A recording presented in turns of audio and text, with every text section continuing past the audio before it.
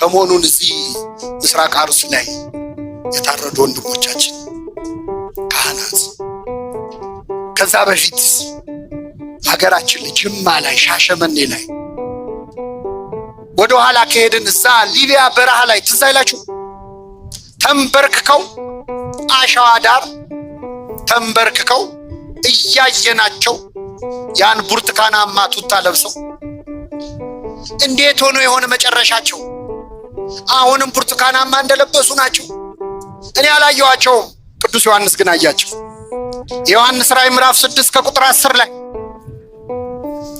ስለ ክርስቶስ መስክረው የታረዱትን ነፍሳት አየኋቸው ይላል። አምስተኛው ማህተም ሲፈታ ስለ ክርስቶስ መስክረው የሞቱትን የታረዱትን ሰማዕታት አየኋቸዋል፣ አይቷቸዋል። የሊቢያዎቹን ሰማዕታት ዮሐንስ አይቷቸዋል። የአርሲውን፣ የሻሸመኔውን፣ የጅማውን፣ ግብጽ የታረዱትን፣ ኢራቅ ውስጥ ሊባኖስ ውስጥ የታረዱትን ክርስቲያኖች ዮሐንስ አያቸው።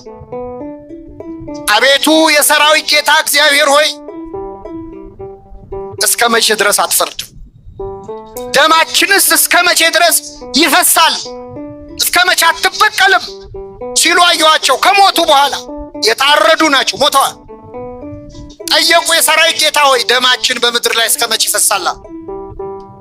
እንደነርሱ የሚታረዱ የሌሎች ወንድሞቻቸው የሰማዕታት ቁጥር እስኪሞላ ድረስ ለጥቂት ጊዜ እንዲያርፉ ተባለላቸው። ለምን ጊዜ? እስቲ ትንሽ አረፍ በል የሚባል ሰው የሞተ ሰው ነው? የቆመ ሰው ነው? ትንሽ አረፍ በሉ ተባሉ። ሰማይ ቤት እንደ ቅድስት አርሴማ የማይሰሙ የማይለሙ የሚመስለው ሰው እንዴት አይነት አስተሳሰብ! ምድር ላይ መኖር የተሻለ የሚመስለው ሰው ሰማይ ላይ ያሉ በቃ ምንም አይሰሙም ብሎ ኤክስተሲ ምናምን የሚባል ቲዮሪ አምጥተው እነ ሉተር አገሩን በጠበጡት። አይሰሙም አይለሙም ብለው እንዴት ነው የማይሰሙት? እዚህም ሰምተዋል። እንኳን ከክርስቶስ አጠገቦ ነው ሰሙ።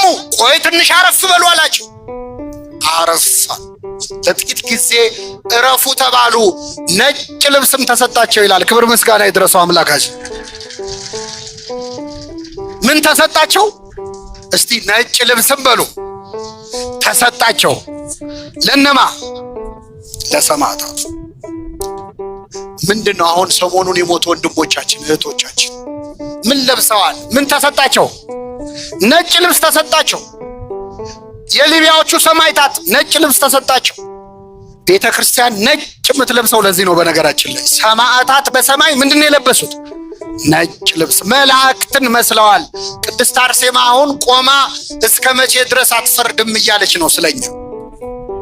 እስከ መቼ ደማቸው ይፈሳል? እስከ መቼ መከራ ያያሉ? እባክህ ፍረድ፣ ተበቀል እያሉ እነ ቅድስት አርሴማ እነ ቅዱስ ጊዮርጊስ እየለመኑ ነው። ቆይ ትንሽ ረፉ ተብለው ነው። ገና የሚቀር ሰማዕት አለ፣ ክብር የሚያገኝ አክሊል የሚደፋ ብዙ አለና ትንሽ ቆዩ ተብለው ነጭ ለብሰው ስለኛ እየጸለዩ ነው። ቅዱሳን ስለኛ ያማልዳሉ። ስለኛ ሲያማልዱ ይናፍቁናል።